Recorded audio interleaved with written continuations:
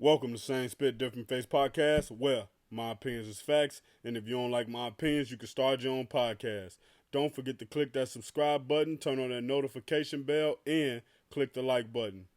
Before I start this video, I want everyone to know that I am giving away a free custom sports jersey of the team of your liking once I reach 1,000 subscribers. How do you enter to win this free custom jersey? Just click the subscribe button. Thanks. So, let's talk T Grizzley.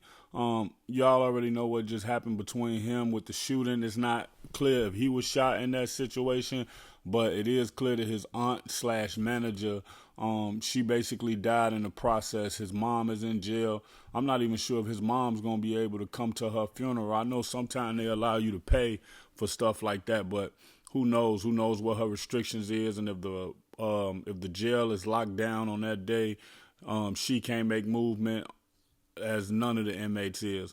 I know it got to be like kind of extra tough on her because her sister basically stepped in and played the mom role for him once she ended up going to jail and his dad died. So, man, it's just a crazy situation. But to the topic at hand, he riding through the expressway on Detroit. You know, normal fans see him and they want to record him in the car and they speeding up trying to get next to him. But, you know, he's speeding up to get away from him reasonably because, you know, he was just involved in a drive-by shooting.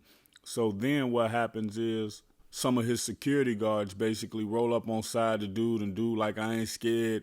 And then they pull out guns. And then as that one, he tries to like merge over after one go, he started basically straddling the lane to push him out the lane. And then another matte black security truck pulled through that looked like one of the soccer vans that pull up behind him and they pull out their guns. Then the last truck is like a Yukon or a Tahoe or something. And they all lean out the window and put out guns. So my message to T Grizzley is I understand what you just went through. It was a traumatic situation, and you still want to show the city that it's a small thing to a giant.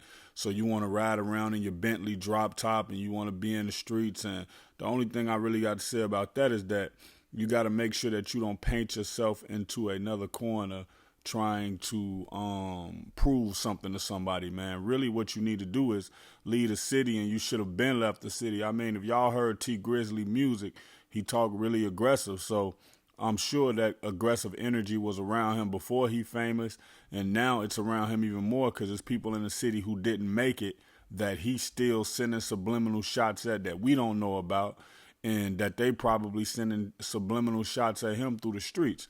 So you know how that go. But I hope that they don't have a mishap where they end up killing a fan and one of his bodyguards get caught for like manslaughter or murder for trying to overdo their job, because I know at this point it's hard to tell who a fan and who a foe. But if I was him, I would just put the Bentley up for a little while, ride in something, you know, all black tinted.